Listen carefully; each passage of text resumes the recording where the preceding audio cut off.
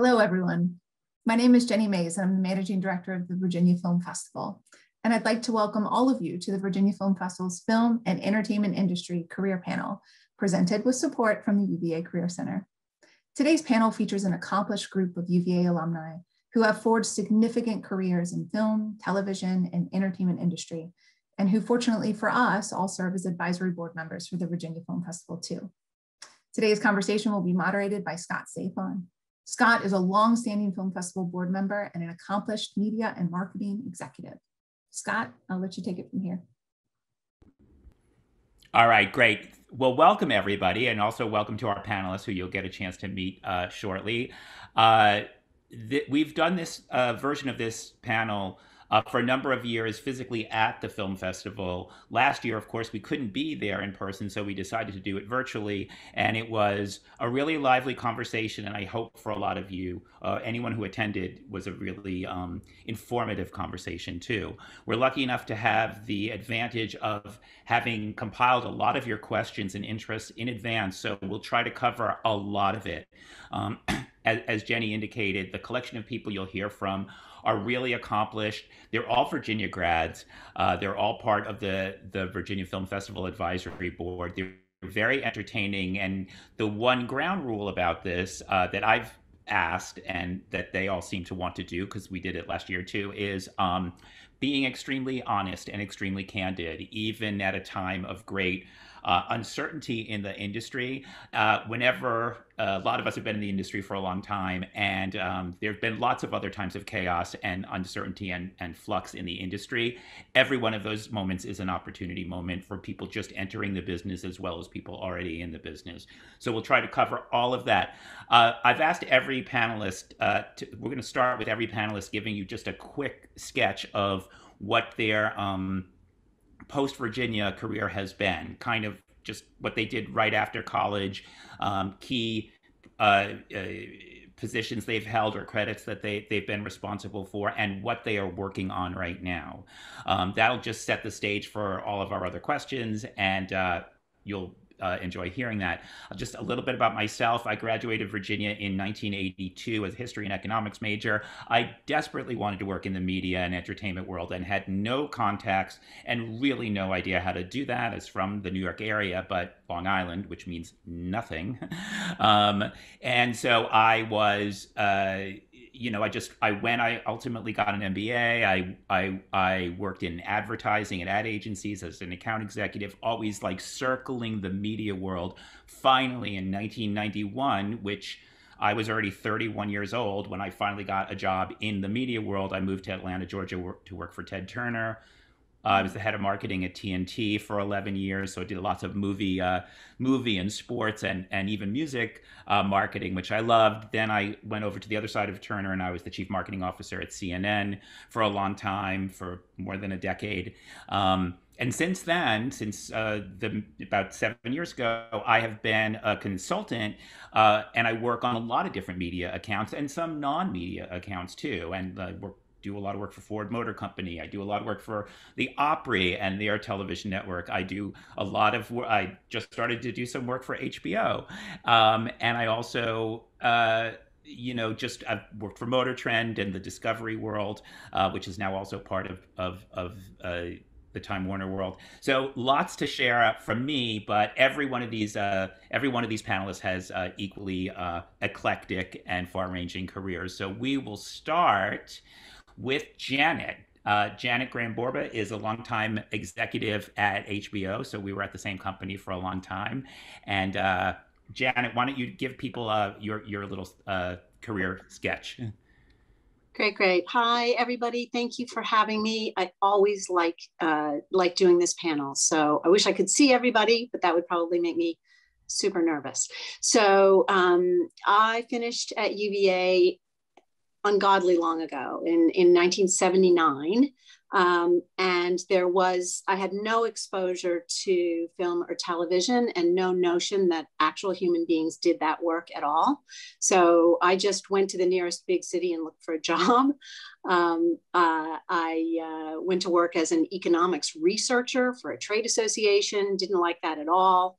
wanted to do something tangible with my work day. So I went to work in the construction business, real estate development and construction, because I wanted to make something with my work day. And I really, really, really loved that work a lot. But I had this one kind of crazy, sweaty summer where I thought, if I'm going to work this hard, I would like to work on something I like better than a Pizza Hut or a grocery store, which was what we were building that summer. And so I thought about what I loved, and I love books and movies at the time. And I thought, well, I'm not an author, so I better go to school and learn how people make film and television. And I came out to Los Angeles. It's like you, Scott. I was nearly 30 and got my master's at USC in the film school, and then went to work for a director as his assistant, and then did development, which is the sort of creative side of the beast in the feature world. And then I got really lucky, and a bunch of things that I was part of developing got made back to back to back. And so I got to produce some things before I had any idea what I was doing. One of those was with Marshall, and we've been friends ever since. And then I interviewed to produce something for HBO that didn't get made, but they asked if I would come on staff. And I thought, no, I want to be a producer. I want to be kind of out in the world. But I had been on the road for a couple of years, living out of a suitcase in my per diem. And I thought, it might be sanity inducing to be at home for a minute, and it would make me a better producer to understand how a studio works. So I told them I would work there for a year, and that was 25 years ago. So I've had the privilege of working on I started in the movie side of the company, and then did some limited series, things like Angels in America and John Adams, and that led to series work, like Game of Thrones. And now I run production for HBO and HBO Max, and a little bit the Turner Networks. So that's my story, and I took too long, sorry. No, it's great. And also, again, I didn't realize that you didn't get your the job that you were really looking for until you were already 32. So I think that's an important little note. If I was a 22 or 23-year-old right now, I'd need to get that reassurance a little bit too. Stephen, tell us your career story. My career story also came in fits and starts. I was a foreign affairs major at UVA, graduated in '99. Didn't really know what I was going to do with that degree, but so I worked at the Department of Justice for a bit. I worked at the Kennedy Center, and then I had a friend, Matt Paca, who is the founder of the Serpentine Society at UVA. He was working at MTV at the time, and he's like, you could work in film and media. And, growing up in Virginia, I was like, that's a thing you can do. But I've always loved film and entertainment. And after PAing around for a while, I decided I wanted to get my hands on the camera. And the way to do that was by going to film school. And so I also went to the Stark program, same program as Janet at USC. And lo and behold, Janet was my professor. She was really great. I learned a lot from her about physical production. And then after that, worked in development for a while. But the thing was, at film school, even though I went to school for producing, I fell in love with writing and directing. And at that time, TV was undergoing this renaissance, like Lost was just coming on the air, and like it was, Desperate Housewives. It was like the first, there was a renaissance going on in television, and I decided I wanted to be in the writer's room. So after working in development for a bit, I landed a job as Matt Weiner's assistant on Mad Men, and that was one of the best jobs of my career. And I stayed there for a year until I got fired, like most people on Mad Men do. But it's okay. And I thought I was gonna be able to get any job I wanted to after working on Mad Men, and that wasn't the case. I had a bunch of interviews, a lot of them didn't take. I decided to take the LSATs and start my exit strategy from the industry. This was when I was around 28. No, closer to 30 actually. And then what happened was I started reconnecting with my friends from film school, and they really helped me. Emotionally, and I got to work on this independent movie. And it wasn't until I wasn't assisting anymore and I was actually in a managerial position that I found my joy again and realized I'm in this industry to like make content, not to be someone's assistant. And that was really good for me. And through that, I gained enough confidence to write and direct my own feature film. It's called A Leading Man, and it traveled the film festival circuit, and it's about Asian Americans trying to break through in entertainment. And from that, it got me into the Disney ABC directing program, and then I directed an episode of Fresh Off the Boat, and it also got me back into the writer's room, and I wasn't back into the writer's room until I was around 37. So it took me a while to get back to the room I really wanted to be in. And from there, I sort of jumped onto Dear White People as the writer's assistant, got promoted to script coordinator, got a script to write, got promoted to staff writer this past year. And the latest news is that I sold my first show, which is really exciting. So, so great. Thank you. That's where I am now. Can you tell us about, can you say anything about the show, or is that not? It's unannounced, and since this is being recorded, yes. I really shouldn't say. You don't have to do it. Yes, but I will tell you it's an Asian American comedy, and it's semi-autobiographical. Congratulations. We're all thrilled for you. All the participants watching and all the panelists. So this is great. Marshall, and then I'll have David go last. So Marshall, tell us your career story. Okay. Well, I thank you for having us here too. It's great. I went to UVA. I graduated in '81. I majored in speech communication. I went to New York City. I'm from Chattanooga, Tennessee, but I went to New York and just got a job. The first day I was there, and it was working for a company that sold tax shelters, which was a way that people could, well, anyway, shelter their money. And I ended up going to work after 1 year of that for a man who had gone to UVA years before, who had actually created a tax incentive for movies, tax shelters. Anyway, I worked for him for 5 years, and he was really good friends and spent every summer up in Roxbury, Connecticut he lived in the guest house of Bill Styron and Rose Styron, and Arthur Miller was their friend, and Richard Widmark, and all these people, and Lewis and Jay Allen, Lewis was a producer on Broadway. And so he was a Broadway producer, but he was also doing film, and he asked if I would come and help him raise money, because I was raising money to do the tax shelters. And it was a great opportunity. I had always loved film. I'd gone to film since I was, a child with my parents. That's what I did in Chattanooga.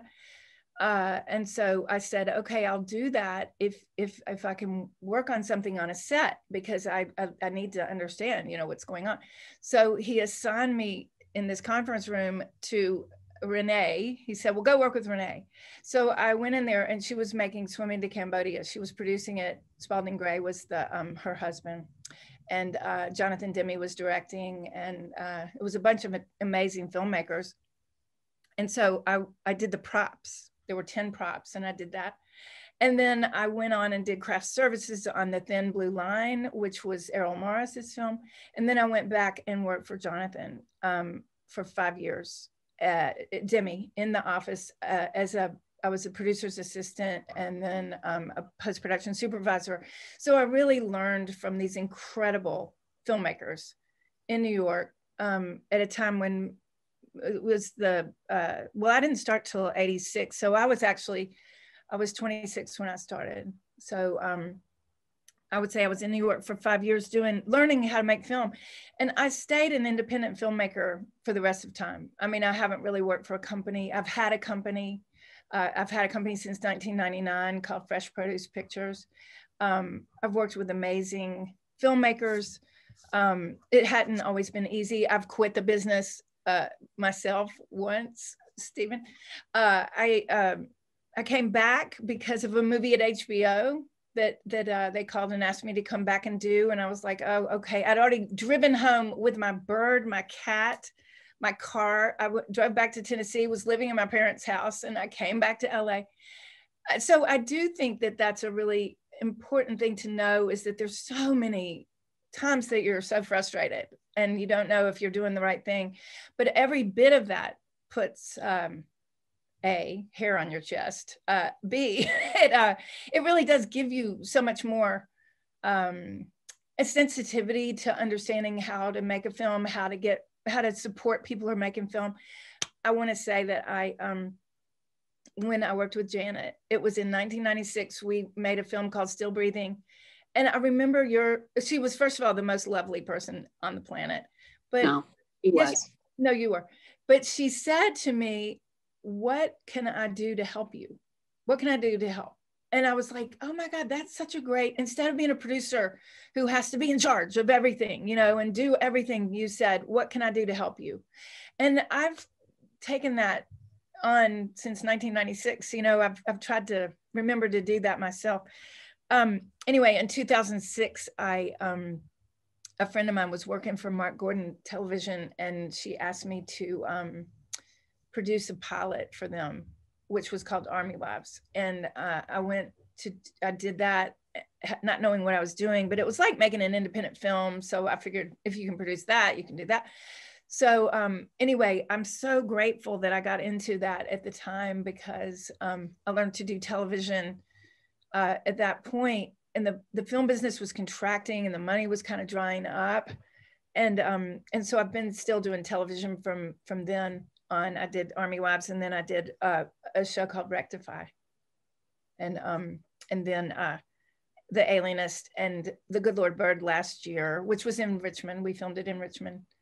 And we're about to do, I'll tell you, I never dated or was with anybody that I worked with until Rectify. And I met the guy that I fell in love with, actually the first time. I mean, the whole time I hadn't really been with anybody till I was old. And we ended up getting married this past year. Congratulations. Thank you. That is awesome. It's awesome. Ray Mckinnon is his name. And we're about to do, and Dave knows him very well because Dave has produced 2 or 3 of his films. But we're about to do a series for AMC coming up that he's writing and starring in. Fantastic. That's great. Now, David, you get to give me our final career story. You're actually on location, I guess, in pre-production on something. So Yes. Tell us your story. I mean, first off, I have to say thank you very much, Scott, for hosting, and it's so nice to be on here and see everybody. Congratulations, Stephen, for your sale. Thank you. And then the man that Marshall fell in love with was who I made my very first feature with. And I love him to death, as she knows. And I'm just beyond thrilled that there's a new series you guys are going to do. So I'm so excited to hear about it. Hearing everybody's path, I think what's cool is it's kind of like, I do feel like a lot of roads lead to Rome. And not that I had an idea of what Rome is, and I'm definitely still not there. But it's interesting that everybody can take all these different paths. And for me too, I also came late to producing, but I graduated UVA in 1993. I was a political science major. I ended up falling in love with a whole bunch of people in the drama department and took a ton of the classes over there. I think I would have been a minor if I took something like, I think it may have been lighting or set design, but I really did kind of live over there a lot and I'm still in touch with professors and people from there who had a big impact on me. And then I knew I wanted to be a part of storytelling. I left UVA and ended up going into acting. And I figured out that I finally figured out how to do the craft of acting towards the end of my little stint. But during that, I also noticed a lot of people who now have very good careers that were very good at the business of acting, and I wasn't so good at that. And I was really good, like I was better. I wasn't great at sort of pushing to get something for myself, but I found I was very good at, you should look at this project, you should look at this film, I want to work hard for these people, this story, this, and that came more naturally for me. And during those years where I was acting, I actually started up a nonprofit and produced a series of Chekhov plays. And then I started producing a short, and then another short. Then a music video. And then I would get phone calls. Hey, we have this much money for a commercial. Would you ever produce it? Hey, we have a new band. Would you produce this music video out in the desert? And I just enjoyed kind of every side of it, to where I was on a phone trying to get a new first AC to show up for $75 for the day on some music video in the middle of the desert with 3 hours notice. And I realized like I just kind of enjoyed it. And the other thing I really realized is, one of my favorite things is just creating an environment for everybody to get to do what they do, and try and create an environment that's just this, if possible, like this magical, really positive experience together. And it's just neat to look when we're all doing what we do, and you're able to set up that world for everyone. And then I started going to Sundance and Toronto and festivals, and started meeting people that were financiers. And then I optioned a book and attached actors and got it adapted and all this different stuff. And then I felt like I knew how to get a movie made and needed to find one I wanted to make. And Ray Mckinnon, who is Marshall's husband, I fell in love with his short, The Accountant, that won the Academy Award. It's a long time ago. And I met Ray and his business partners at Mel's Diner on Sunset. And I sort of said, I think I could get this movie made. And I remember Ray looking at me like, who is this guy? And I think within 6 months, I raised the money to make the movie Crystal. And we were in pre-production so fast. And I will say, I recall when we had our first schedule review for that shoot, and I had raised the money and I was producing, and I really was recruiting and checking 60 references on the DP, on this, on that. And I remember sitting and reviewing the shooting schedule, and halfway through the meeting, I remember thinking, oh, wait a minute, the date for each day is at the bottom. Like I kept looking at the top and couldn't follow the schedule review. And so, I mean, starting there, I got that made, and then ended up thinking about going to work for producers, which I frankly always thought I made a mistake not doing for a lot of years. And I would meet people from the Stark program, and I would quiz them on everything they were doing, because I was thinking I should have gone and done that. But I didn't move over to producing till 29, 30 years old, like officially. But then while I was in my first 3 weeks of post-production on that movie with Marshall's husband, I flew to New York and got a green light on another movie.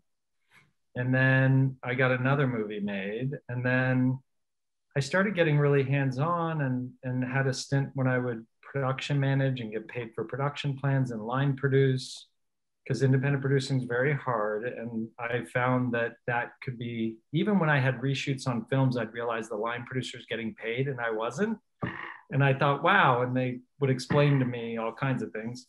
So then I did that for quite some time. And sometimes I'd be the producer, production manager, and line producer.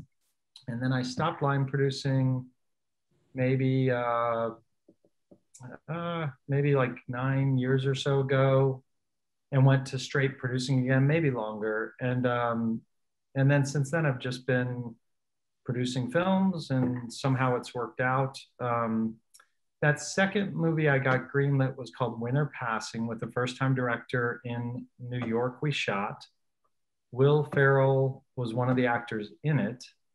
And then I did another movie with him called Daddy's Home, where I interacted with all of them in a little different capacity. And then now, ironically, I stayed in touch all these years, and now I'm working with Will Ferrell at his company. So you never know, like, we met on a small, very low budget independent film, sitting in Jersey on set together for 5 weeks, and that was pre-Elf or anything. And then, so I guess I would say that all different roads lead to Rome. Because I remember the first time I got called to line produce And I'm only oversharing because I think we have people who are thinking about how to start or paths to take. And my wife always tells me that I'm not very good at talking about my path or myself. So I already feel self-conscious saying too much. But I remember when I got the phone call to line produce the first time. Wait, what's line producing, David? Line producing is sort of being in charge of the physical production of the project. So you really will create the schedule, the budget, and run the set and manage the day-to-day and hold the line between creative and having to stay within the box of the budget that you promised, the schedule that you said you could shoot it for, and deliver the actual movie. And I actually, Ray Mckinnon, I was going to do a third project with him that I really wish I could have done, That Evening Sun. And he and Walton called me to go do it. And at the time, I just couldn't leave my wife again because we had just gotten back to town. And I got a phone call to line produce. And I remember saying, that's just not what I do. And then I realized some people told me, like, the way that you take notes on every grip and every position and the cost of the packages, and like you're basically already doing it. But it's just an example that I never would have thought to do that. And it ended up being a great, incredible part of my path that I utilize all the time still. And so then went back to just straight creative producing, but with a really good understanding of physical production, which has been helpful.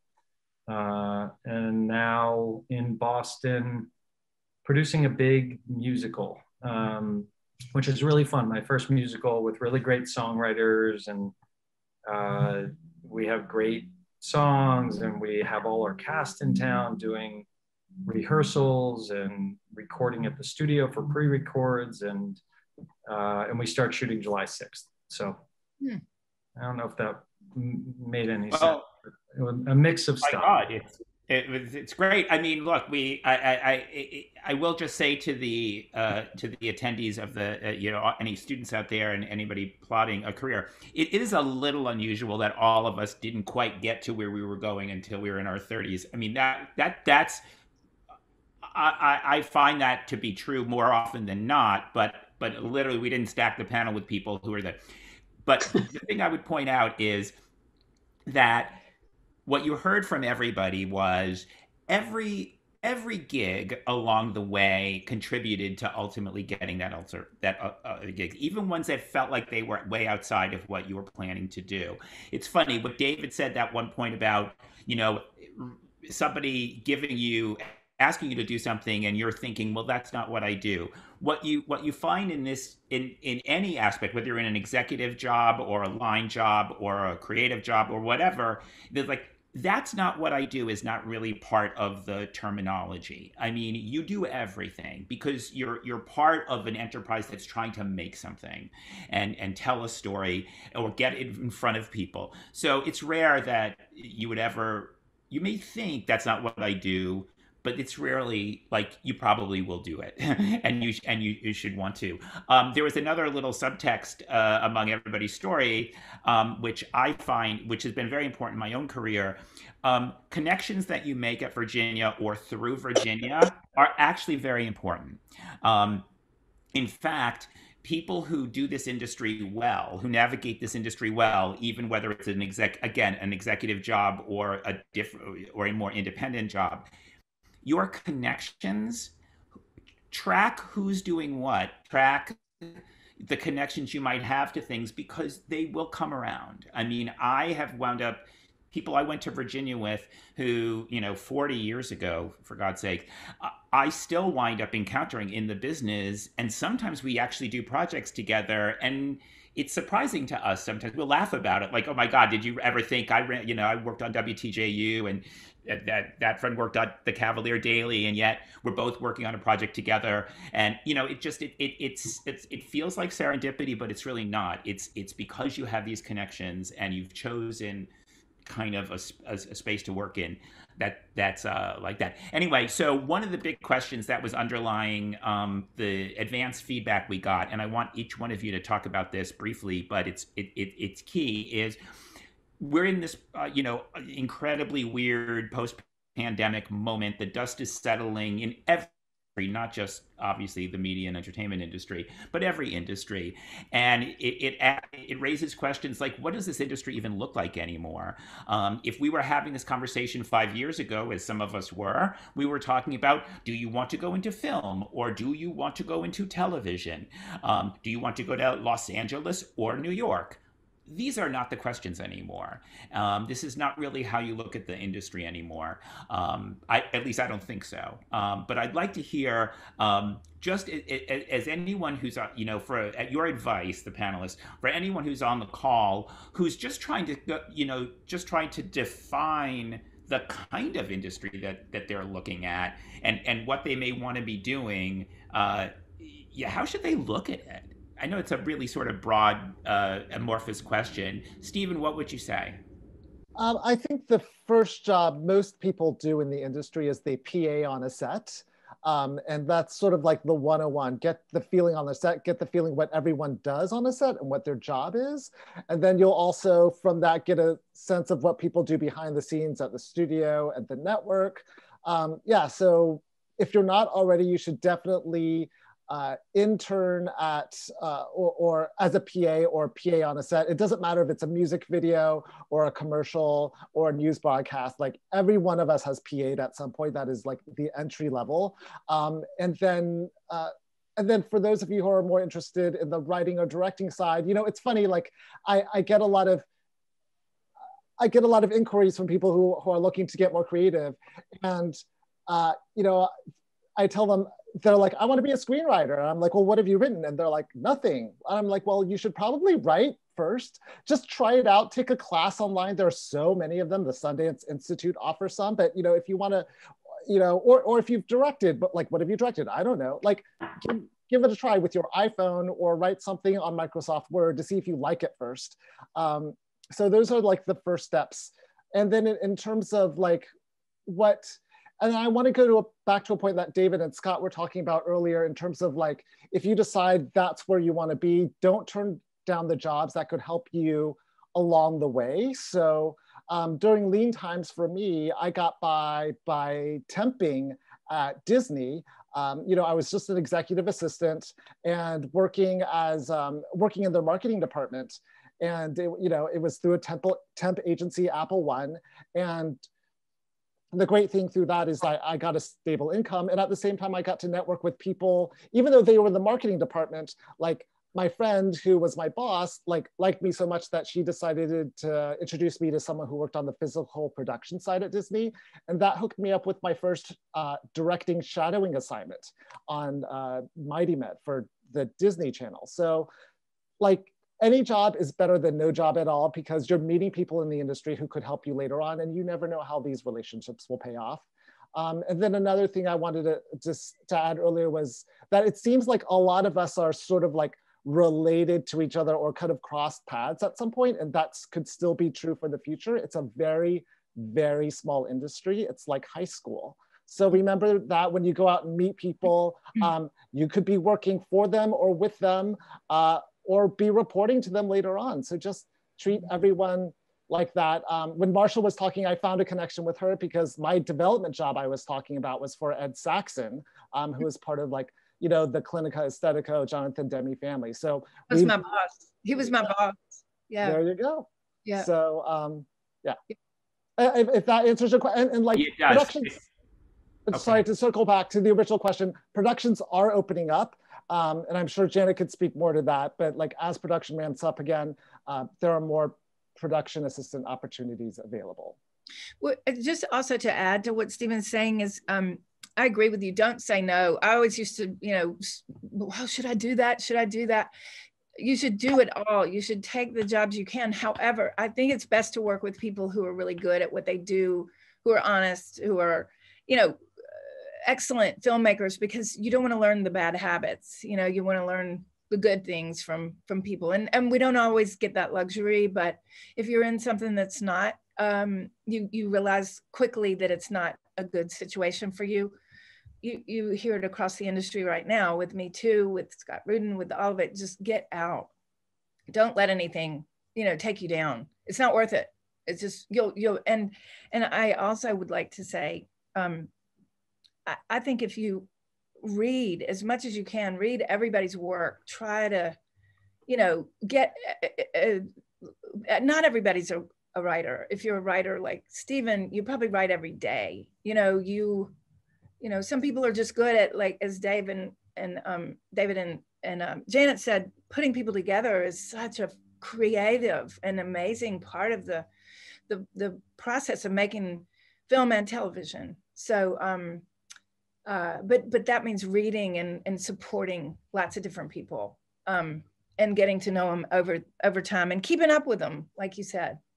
Yeah, I think that even if you're not planning to be a writer or a director, you really should know what people are working on. You should know their credits. You should have watched their stuff. You should know, everything. I know there's an abundance of work out there, but understanding the voices that are out there and who's writing from what voice and who's greenlighting shows from what, from what vantage point. I mean, if I don't see necessarily a huge distinction between, like, these days, I would be as excited to go into miniseries, scripted miniseries, as independent film, as theater, as like there are the world of storytelling, professional world of storytelling is abundant and it's exciting. And Steve, I would just say that what Stephen said about getting to be part of a team that's doing it, even as a production assistant, that could mean theater, that could mean news, that could mean people who are making stuff that are telling you will just learn from that, commercials or anything else. Janet, how are you looking at, you're at the center of the most talked about restructuring, reworking of an entertainment company that I've ever seen, and I know you've even just expanded your position there too. So, like, how are you viewing all of this? Well, there's no question that a lot of what I do, because I look after the physical making of our stuff, had this dramatic impact from COVID, right? That weekend, your cat, Scott, so the weekend of March 12th or 13th or whatever, 2020, I shut down 14 shows in 6 different countries in 48 hours and tried to get everybody home. And then every week after that, we were trying to figure out how to come back. Well, not immediately. Immediately, you're just trying to figure out how to keep everybody safe. And then when it becomes clear that you're in this for the long run, and then we tried really hard to figure out how to keep everybody safe. And we got back up to full strength in production over last fall. And now we're doing more things than we were doing before the pandemic. But it's definitely all coming back. David's on location with something and Stephen's starting a show. And it's definitely, it's back to, it's not quite business as usual because it's harder now. But it's definitely super busy. I guess you guys all said all the things I would have said about getting started in this business, but in terms of work on a set and then ultimately career, it used to be profoundly important to be in LA, New York, and London. Those are the kind of the centers of creative work in the English language. And so that is, for better or for worse, in my view, still very, very true. You're going to need to get here. This is where decisions are made. This is where people are hired from. But for those initial jobs of getting into production and PAing on a set, Atlanta is a fantastic place to be. It's a big incentive state. It's wildly busy. And if you are local in Atlanta and a smart person you are probably incredibly hireable. That's a great place to get started in the physical making of things world.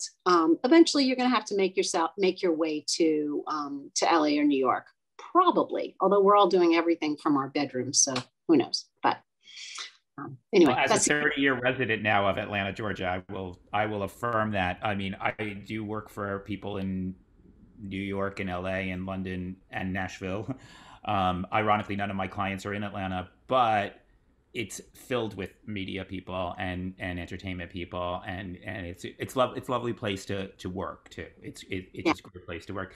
David, how would you? We're going to go to a couple of the questions in a second from the audience, but David, just your kind of level setting on the industry right now, and anything you'd want to add to what other people said. In terms of where to start? Well, where to start, but even how to look at the industry. I mean, are you looking at, do you go, I want to join a production company. I want to join a television network. I want to be part of a movie. I have a cat in back of me, and I'm literally not a cat. I love it. So, It's actually, I don't like cats, but I'm dealing. That's not your cat? It's not your cat? It is. It's not it's my family's cat, but I will say that George has grown to love me during the pandemic, so I deal with him. You definitely have a bond. I'm a dog person. I think it really depends kind of what you're interested in doing. And I really do go back to, I will say a lot of the younger people I'm working with now, they do seem very organized and set on their path very early. I don't know if that's something that's happened more. I do feel like there was more of us all feeling it out. And now it seems people are a little more focused and targeted. But in terms of the industry, I think, people want content and they want storytelling. And I think now there's a flexibility for even something to be created in one medium and then translated over to another, be it podcast to limited series or podcast to features or documentary to features, or, there's a lot of different roads projects take in their creative development. And I think it depends what path you're wanting to pursue. I do think there could be value in getting on-set experience. And then if you're interested in kind of creative producing in that development path, then there's also value in working at a production company or with a producer who does it, or at an agency, and learning kind of, there's a whole, all those paths help. And what I've found lately too is as people are hiring people and people call me to help find somebody for a position at their production company, they will say, we want somebody who has strong development skills, writer knowledge, project knowledge, information flow knowledge, which people get by being in an agency, at a production company, observing the development process and how things get greenlit. But then they'll say, but we'd love to also have on-set experience, like someone who knows how to go in and manage a project for us, or go show up and represent on a set and actually have an impact, or know how to participate in that process. And I have people I know who are at the vice president level at various companies that have called me to say they themselves want more on-set experience, because they've advanced very well, but now the company's wanting them to be able to kind of help manage projects. And so they've only had, X amount of time on a set, and now they need to kind of round that out and figure out how to get involved and learn from people in the process and get included that way. Mm-hmm. So that I'd say, like what Stephen's saying, set PAing, getting in on the production process can be very helpful. That, being in that path of PA to coordinator to all of that. And you could do some physical production path. You could work for a line producer. You could work for a producer. And then I think there's a lot of value in going in a production company. Most production companies are doing TV and film, and then they're opening a theatrical department, and they're opening podcast stuff. And so I think a lot of production companies can offer a lot of different exposure to different development process. And then I think there's real value of going through the agency world for a year or two, because you create this big network of assistants. You mean the talent agent? You mean the talent agency world? Talent agencies, yeah. So going to a talent agency or a management company does give you a lot of exposure to just hearing the perspective of writers and directors and how they're developing their projects and where those get sent, and the process for those projects to ever build momentum to actually get made and put together. And so I guess my thing is there's a lot of paths you can take that, like you were saying, Scott, everybody's experience in these different areas ends up coming back. 10 years later, you realize, oh, I'm very comfortable dealing with this because of back when I dealt with X, Y, or Z. And you don't always realize that experience is going to add up to really helping you later. But it does, So, go ahead, Marshall. Well, I was going to say, I agree with everything that Dave just said. But the hard part would be, what do you choose first? Which way would you go first? And I think if I were to do it all over again, I probably would do management or agency, probably management assistant, because you see everything. You end up meeting filmmakers, you end up seeing the lay of the land of filmmakers, and then you could maybe work your way onto production or into production, because when you're doing that world of production, you have to concentrate like crazy because you have to try everything you can to get a job in it. So how do you, it would be, because the best thing, this is why everyone at 30, that's when they start to go, okay, I'll be a producer. I know I can be a producer, because you've done things all along in your 20s to figure out that, what you might be the best at, what your level of expertise is. So for any of you who might be on the call, maybe not the panelists, but the other people, if you've worked in any kind of technology-driven company, a lot of times there's the role of project manager. And project manager, I've had several people I know who have been excellent producers who don't want to produce television or film anymore, and they'll go to me because I'm sort of a suit, and they'll say, like, what should I do? And I say, well, you're a great producer. Project management is producing. I mean, like, project management in these companies is producing, and vice versa. And so if you've gotten experience in a tech company managing the production of a new product, you're a producer. Like, what's involved, figuring out everything that needs to happen, the timeline it needs to happen, the budget it needs to happen, how all the personalities involved need to get orchestrated to make this thing happen. That's what producers do. I mean, and so they are analogous situations. I'll just put a note in for those people in the room who are interested in marketing, or marketing or PR or communications jobs. Like, I've had the biggest change in the industry right now is just that it's much more it's more retail kind of marketing. We're trying to sell subscriptions. So you need to be really comfortable with data. And as much as you need to know about creative and have creative instincts and know how to talk about creative and give direction, strategic direction to creative people, you need to apply all of that thinking to how people go through what they call that funnel, that marketing funnel of, like, being aware of something right down to the moment where they give you a credit card number to subscribe to the streaming service or buy that ticket or whatever. And it's really, I mean, I fought it for a long time. And because I just wasn't I didn't think that that's the path I had chosen. But now I've learned to live with it and enjoy it to some extent too. It can be fun and interesting. There was one of the questions that's been in the thing that I'm going to now throw out, and just anyone who wants to weigh in, let me know, and you'll give just quick answers because I want to get through a lot of questions. The importance of your undergraduate degree, does it really matter? Because a lot of people are concerned about that. Go ahead, Janet. I'll take that. It doesn't. What matters is that whatever it was, you have an articulate passion for it. So I don't mind if you studied biology, but if you had a reason for studying biology and a reason why you loved it, and now you're ready to pivot to something else, that's fine with me.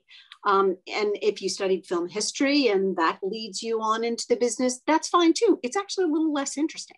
So study what you are called to study. Read, as Marshall said, everything you can get your hands on: news, short stories, books, podcasts, whatever, because all of it has to do with you refining your ability to understand how stories are told. But it does not matter at all what you study. Just, I want to know that you did well and that you cared about that work, but that's all I care about. I want to build on something you just said there, because if you are passionate about biology, there must be biology stories in there that just captivated you. What's the podcast that would come out of that? What's the mystery that you tried to unravel while you were studying biology? I'm glad David brought up podcasts. Podcasts are fascinating. First of all, they're very easy. They're very easy to get the resources to make and very hard to do well. If you can crack the storytelling of a podcast, of a serialized podcast, this is a way to figure out how to break a story. This is a way to figure out who is that story for, how to market it, how to get it. It's a very achievable thing because it's not expensive to make podcasts. And it's a good way to get involved in production and storytelling and marketing and proving whether or not you have an idea there. Anybody else want to address the degree?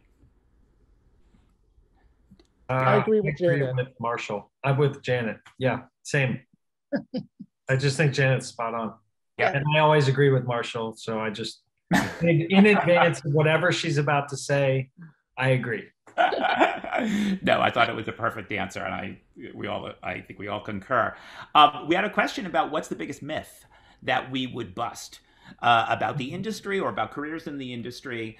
You all have the benefit of doing this very successfully for a number of years, but you have the ears of and the eyes and the ears, I guess, of a bunch of people about to enter the industry. Is there a myth that you'd want to bust? I don't know if this myth still exists, but if there's a myth that it's glamorous, it's really not. And I think the idea of like Hollywood, and you're in the film industry and you're making movies, and it is, there's a lot that's really fun, but you are, to de-glamorize it and make it very attainable, I will say it's work you like, but it could be all kinds of, I could list 50 things I dealt with in the last 2 weeks that definitely would not fall into the glamour category. And it's all kinds of things. What's fun is it's problem solving and all that. But that would be one myth I would say to de-glamorize it. Stephen, do you have a myth you'd want to bust? Two myths.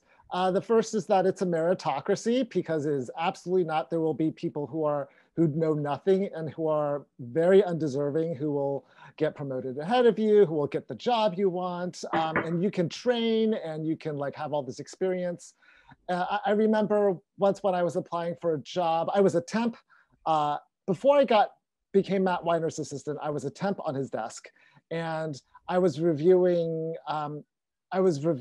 resumes, and this one person who ended up getting the job hadn't worked in film at all. And his only resume was waiting tables, but because he was friends with Terry Winter, he got the job. And I actually kept that resume as a reminder to me to know that it doesn't matter if you go to the USC Peter Stark program. It doesn't matter if you've interned at CAA or Focus. Someone might get the job with you and that ahead of you, and that's sort of the way it is, and you have to deal with it. So number one, it's not a meritocracy. And I know we're telling you paths to get there, and that those are paths, but they're not guaranteed. And then the second piece I wanted to dispel, and it ties into another question in the Q&A, is that we're rich. A lot of us are not rich. I am getting paid to write my pilot, yes, but there were years that I didn't break $20,000. And so when you amortize my pilot's fee over the years I've spent toiling in this industry, it doesn't add up to that much. So if you want to make money, there are a lot of great careers for making money, but don't go into this industry because you want to make money. Go into this industry because you want to create something. Mm-hmm. Mm. Marshall, you have a myth you want to bust? I'm not sure it's exactly a myth, but I'm reading this book right now that is fantastic called Rock Me on the Water, which is written by the Atlantic Monthly editor, Ronald Brownstein. It's about the explosion of creativity in Los Angeles in 1974. Yeah. And just hear the paths of each of the people. The first chapter is about Warren Beatty and Jack Nicholson's kind of parallel travels. And I think it's important to realize that it's also cyclical. And right now there's you know, the streamers are dominating and that's where everybody's going to make their material, but that's not going to be forever. You know, it can't be. It's eventually the bubble's going to break anyway. So I think it's good to know film history and to see. I would also say watch everything. Watch, not only read everything, but watch everything, including old stuff, because some of that is to me the better filmmaking anyway. But just be well versed and actually have good examples of the way you would like to make things and do things and market things. Marketing is such a hugely important element of all that we do. I think it's fantastic that you have that experience. And we have to market ourselves too, like because like a lot of us are freelancers and you constantly have to know how to sell yourself, how to talk about yourself, in addition to the craft of actually doing the work. Yeah. I mean, I think that the key, I mean, I got into marketing partially because I was always obsessed with movie posters, which don't really exist in the same way anymore. And I just wanted to make them.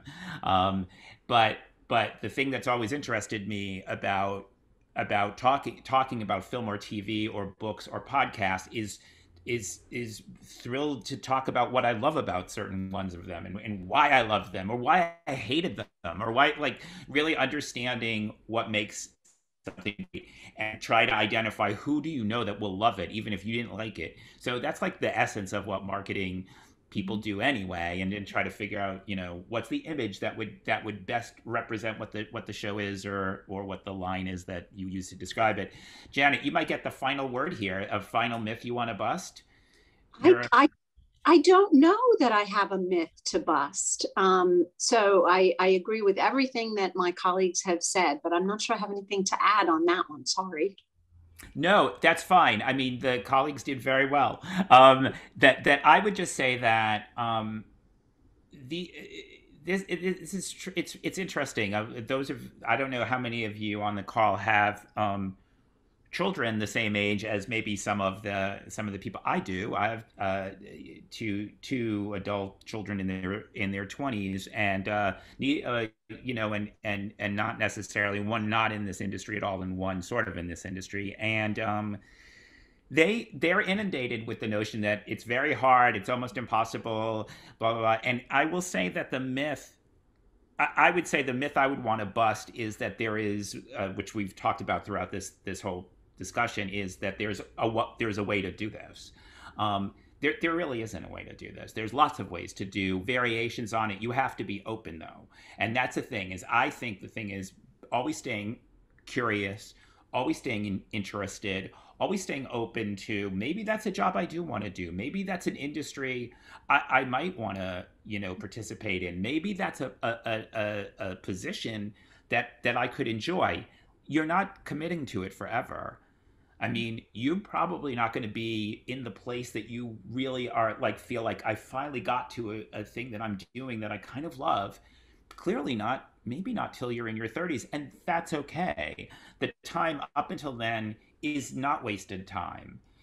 Try to make money during it to give yourself some degree of, you know, security, but just always be learning and always be taking it in and always be building those reserves of perspective and interest and curiosity, and you'll use it forever. I gotta say, Scott, what you just said, I honestly, and I thought this many times over the path, but you will really realize that it's fantastic to have a project or a job or a situation that is wonderful for you. I will also say it's equally valuable when you go down a path or project or company or something that is not the fit for you.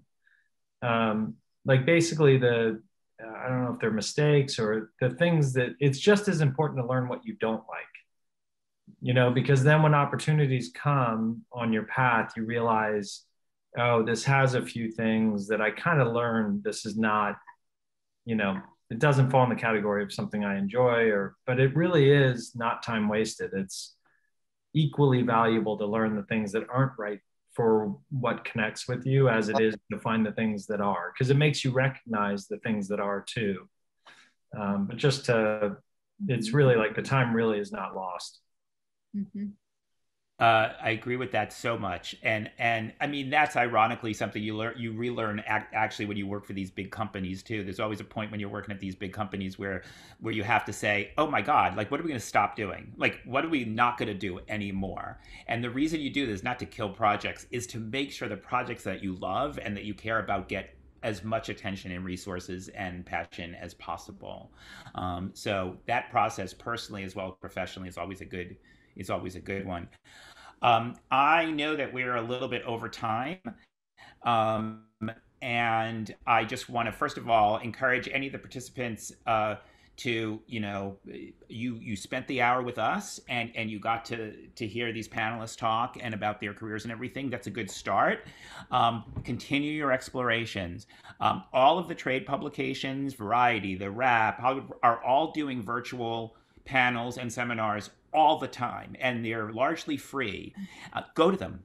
Listen to people talk. Just listen to a lot of people talk from a lot of different things. What the heck, It's another way. It's your graduate school. Go. I've watched more panels of more people over the last 6 months than I ever thought I would have had to do it. And I'm old. I'm not trying to build a career. And I still am learning and picking up things and connecting with people. I'll hear somebody talk and I'll just write them on LinkedIn and say, I loved what you just said and it's great. And sometimes that means nothing. And sometimes you get a dialogue going with somebody and it's lovely.